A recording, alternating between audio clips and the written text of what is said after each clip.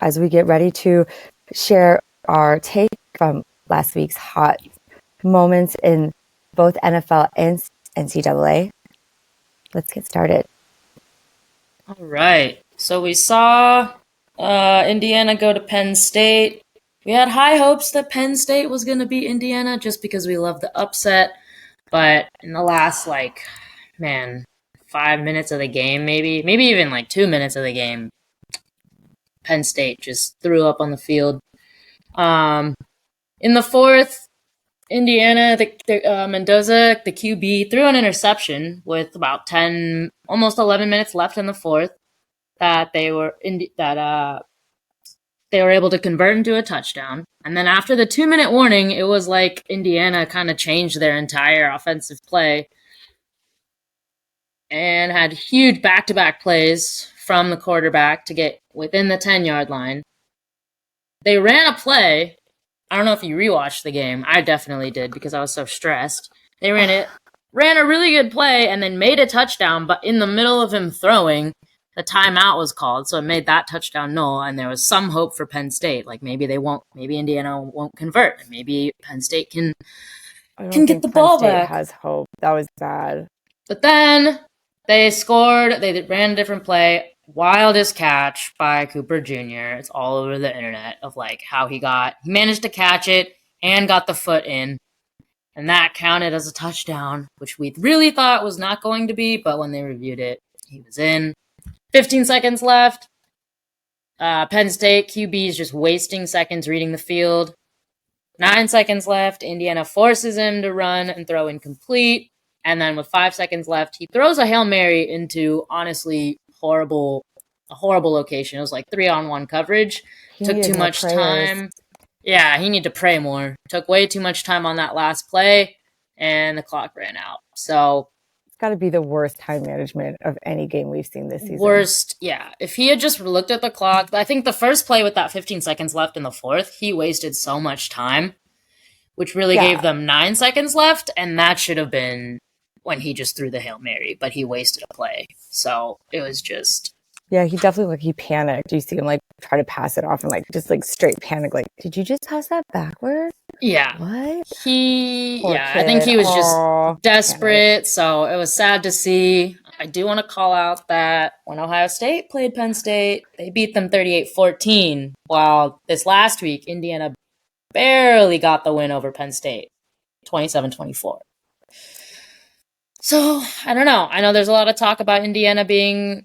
or should be the number one team based on their schedule. I don't know. This is the first time they've been even this high ranked in I don't know how long. So it's a long time. Yeah. Aside from that, we would have loved to see the upset with Penn State, but we did see a lot of other upsets. We sure did. Last weekend was Upset City. I'm hoping for a really good weekend this one, but can we please take a look at the big upsets from last weekend? Yeah, we had Cal versus Louisville. Cal took that win by 3 in overtime, which subsequently dropped Louisville's ranking from 15 to 19. How they're still even ranked is kind of just mind-boggling, honestly. But bewildering. Okay. Meanwhile, another one that we questioned. Bye Memphis. Yes. Memphis by Tulane. Blows it against Tulane. Yeah, false starts just killed Memphis in this game. You know, Destiny didn't even really know Tulane had a football program until this game. So not a notable one. I guess it's a 2-win for Tulane. Get it? Good one. Yeah. Another one. Oh, man. Texas Tech. Yeah. Embarrassing. This was a close ranking, I think, because Texas Tech was 8 and BYU was 7 at that time. But with the upset, BYU is now sitting in number 12. Which I think is crap, because some of these teams we've seen in the top 25, how is Pitt in the top 25? But all of a sudden, they lose to a really good Texas Tech and they drop that many rankings, but Miami didn't drop what? So I just think it's BS. I don't understand. The AP polls, however they're ranking and choosing, it's really inconsistent. Yeah, speaking of. This one was super exciting. Washington was in number 23, and they lost to Wisconsin, which was unranked. And of course, one of our favorite things, Wisconsin got to storm the field after beating a ranked team, which I am always a supporter of. I don't know about you, but I think we love it. It's my second favorite football thing to happen. The first being the safety, of course. Obviously. But I love how excited Wisconsin is about beating number 23 that they stormed the field. Like, man, you guys aim low. It's a big win, though. It's exciting. Yeah. It's like there's not much else to be excited about in Wisconsin, though. That's why I said it's the most exciting thing to happen in Madison. Yeah, I've been there. Probably. There's a place that makes good donuts, and like that's it. And I feel like cheese curds are just kind of lazy. They're like lazy mozzarella sticks. Like, we're not even going to shape this. We're just going to dump it in some batter for you, which is okay. It's okay. It's just not that exciting. No. But, what is exciting? All this NFL in the European market. We saw in the international game, Colts Falcons went into OT. Jonathan, the longest run in the NFL this season, the 83-yard touchdown. And Falcons had the lead by 3 in the fourth quarter, but Colts came back. Unfortunate to see. Also, we saw Bills play at Miami, which was everyone thought Miami was just going to shit the bed, and I think, based on their record this year, it was probably an easy pick for the Bills and Josh Allen to win. However, Miami actually played a really good game. It was the Dolphins' first time shutting out Buffalo for 3 quarters since 2003. And the Bills' defense allowed 30 points, which was their most since week 1 against the Ravens, which was really exciting to see. I was very surprised that Mike McDaniel and the Dolphins could pull this one off. You and the rest of Florida, just rooting over there. Honestly, I don't know what's going on. Miami just likes to pull these wild cards every other weekend and just come out of nowhere and confuse the hell out of everyone. And Tyreek Hill isn't even coming back this season. Nope. Yeah, I think they just like to mess things up, but hats off to them. Yeah. I don't think it's going to be a consistent play for the Dolphins. I think they're still kind of not doing great, especially down Tyreek Hill, but securing the win against the Bills got to feel good if you're a Dolphins fan. And your favorite topic, Russell Wilson. How this happens, it's mind-boggling. Right? Jackson Darts gets concussed last week in a game against the Bears. So guess who gets a chance back in? Russell Wilson. The Giants were up 17-10 when Dart got evaluated and had to get out there. And then the Bears bounced back with back-to-back touchdowns to win the game in the fourth. Can you believe that? I mean, yeah, the that Bears is crazy. Had a day. And I mean, Dart had a 65% completion rate with 242 yards when he was playing. And then when Wilson came onto the field, 42% completion, just 45 yards. He did make 7 pass attempts, so a little difficult to compare in terms of those. But percentage-wise, I mean, Dart is the clear winner here. Obviously, so hopefully. With Dart still out under concussion review, are the Giants kind of fucked going into next week against the Packers at home? Or can Russell Wilson pull it off? I don't know. We're looking at Jordan Love with a 68.9% passer rating, and obviously way better. I mean, hands down, Jordan Love's way better than Russell Wilson. Yeah, I that's no question. Yeah. And I think even comparing Jackson Dart and Russell Wilson's completion percentage, I mean, Jackson Dart is still better than Russell Wilson. I don't even think this game is going to be close. I think that the Packers are just going to really put the womp on. I bet the Giants will be held to field goals only. Yeah, I think the Packers are going to run away with it, especially because it's at home for them. So, thinking the cake. Who else kind of ran away with it was not the Raiders. Back to the most shockingly non-shocking abysmal season. The Raiders up against the Broncos did not do good. Yeah, Broncos lost a lot of yardage to dumb penalties, false starts. I mean, they had a few OPIs too, which was kind of upsetting. Yeah, I But think the Broncos are doing really well. I mean, we know they're the healthiest team in the NFL right now, and that says a lot, obviously matching their record. The Raiders are pretty tough on the quarterbacks, and I think they just got to keep their guy healthy. yeah. What was surprising was how low scoring the game was. I mean, Broncos pulled it off with the win, but the ending score was only 10-7. So Yeah, super low scoring game. Somebody super played low defense. scoring. Someone learned how to play defense. I guess when you suck as bad as the Raiders O line continually does forever and ever, you gotta hope for the D. In Pete Carroll, we believe. Can he No, turn the team around? That's for Joe. No, this isn't college. This isn't USC. It's not happening. We'll But see. it's fun to watch. Yeah, it's fun to see. He's like the oldest coach out there, so. Is he? I believe so. Yeah, he's what, 73? I think he's 70.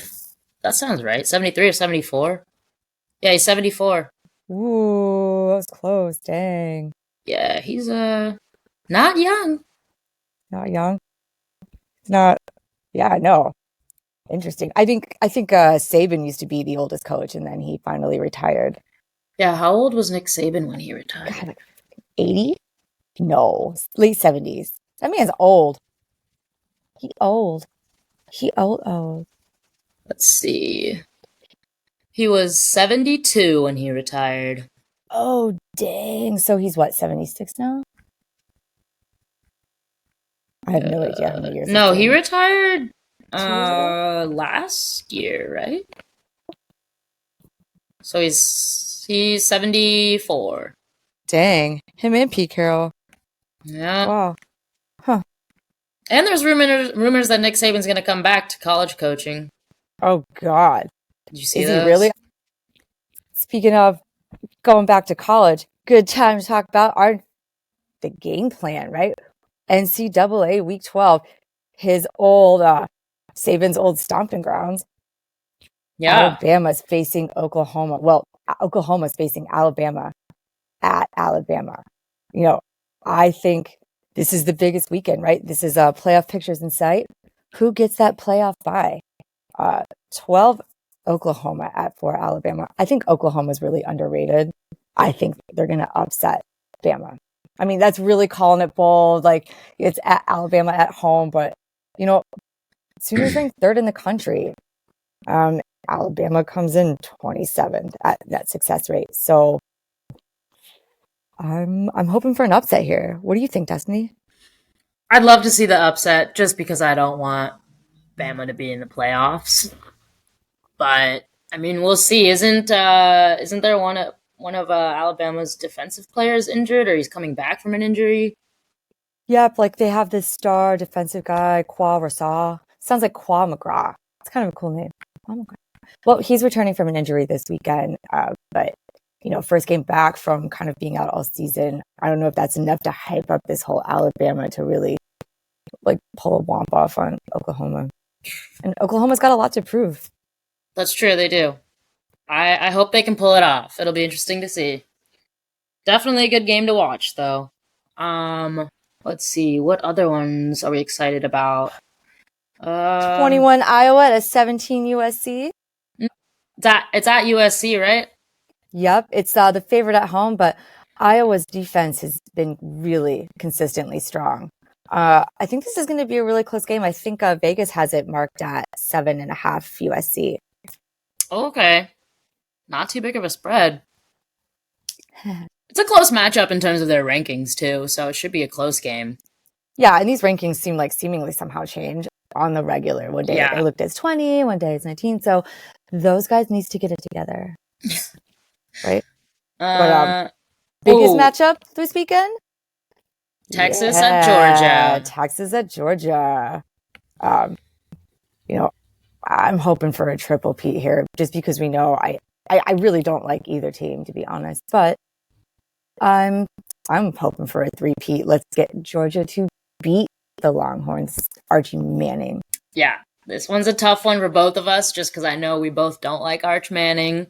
We also both don't like Georgia. So, I don't know. It's going to be an interesting game. I think I'll just be yelling at the TV the whole time. It doesn't even matter who's winning or losing.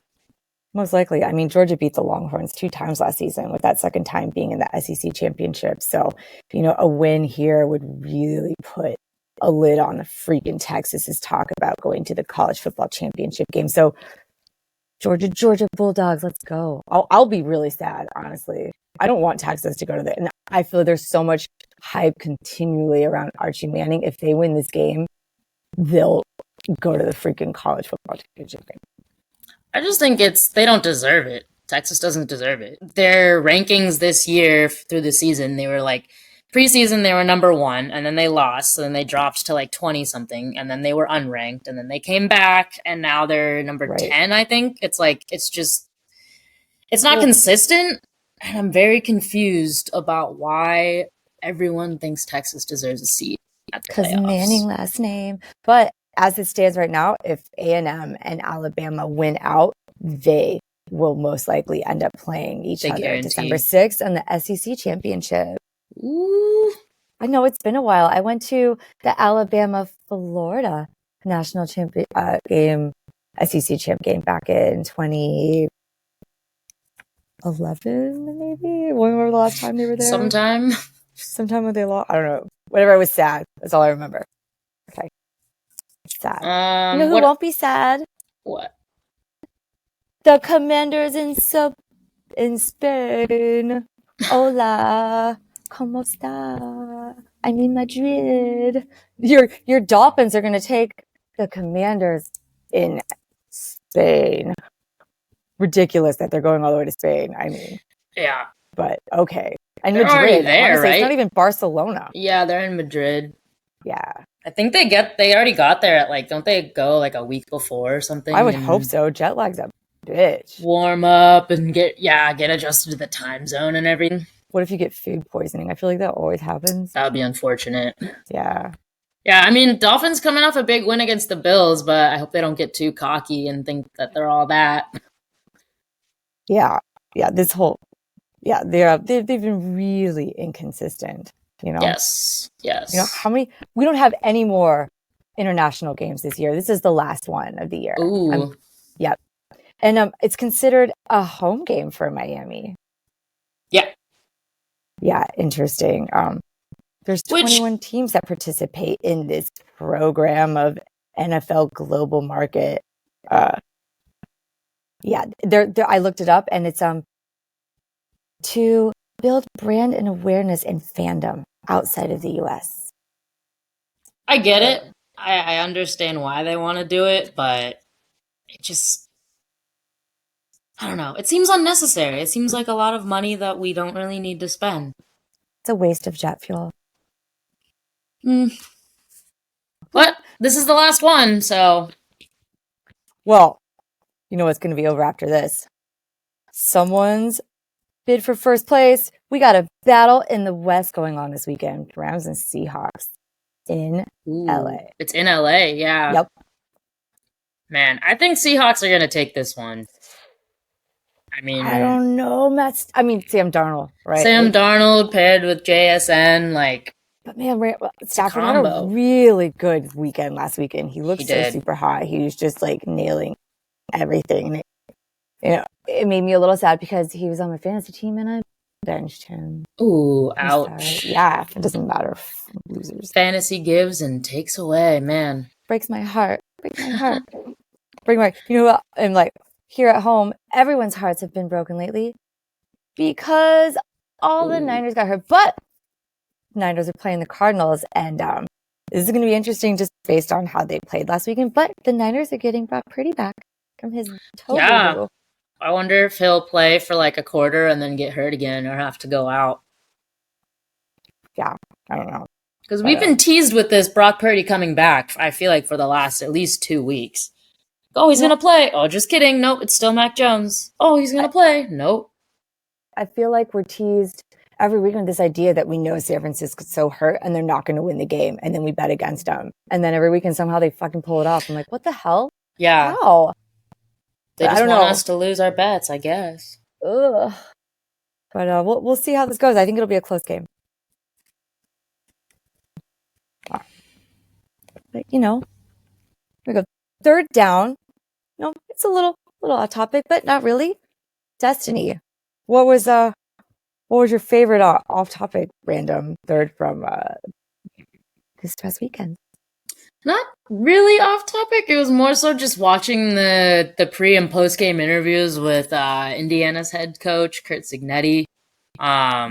He's just so monotone. Yeah, it's pretty simple. I win. Anytime, if he's winning, if he's losing, his facial expression is the exact same, and I think that's why I just really like him as a coach. I think it's really comedic. He's great. I enjoy him. His pregame interview against Penn State, his quote was, "The time for being concerned is over. It's time to attack and play." Thanks, Curt. Really motivational. He's so funny. He totally reminds me of Michigan's old coach, Bo, when he used to get approached for those questions on the sidelines, like when those reporter women are chasing them with dumb questions down the field, like, "Hey, what do you think we need to do in the second half?" And he's like, win. Like, get out of my face. Like, It's a good strategy. It's not wrong. It's just so comedic, you know? Because they're looking for some more technical answer, and they're just straight to the point. We just have to win. We have to play a good game. Gotta play. Thanks, coach. Right. Yeah. Speaking of a funny guy. Oh, my favorite. Okay, my favorite game caller, Cris Collinsworth. Not a lot of people like him because he pretty much sucks Patrick Mahomes' dick every time. No matter what game he's calling, he will always bring up the Chiefs or Patrick Mahomes. His name is even spelled stupid. Shame on your mother, Cris. Like, you're so special. You don't need the H. Get out of here. Okay. That's not something he can control. I know, just to say. But my favorite quote from last week, you can see it here. TJ and JJ. There's a lot of sacks between those two. And then our friend Mike Tirico commenting that they're the best sack brother combo, which just seems wildly out of pocket. Yeah. But I'm here for it. Speaking of Mike, I jumped the gun here a little bit. One of my favorite things that happened. Can we please talk about your boy Mike trolling the Bills players after the game? He was even questioned about this, and his only comment to say when seen trolling the bars, saying funny stuff to the Bills fans, he lives in that area and AI is real. So, I mean, your favorite coach just made me like him even more with this. It's so good. That's hilarious. Did you see that? What a guy. That's why I like him. He's so funny. Unapologetically himself. Just AI is real. It is. I love it. It's like the best new scapegoat. Well, I live in that area. AI is real. AI is real. So good. This poor Bills fan right here. Yeah. He's getting just fucking mocked all over the internet now. Oh, poor guy. All it takes is one video. Wow. It'd be wild if he wasn't even supposed to be there that weekend. Like, he lied to his family type shit. Here he is in this picture. And he's like, "It wasn't me." And there's there's a Miami coach in the background. Literally, the entire world has seen this now. Yeah.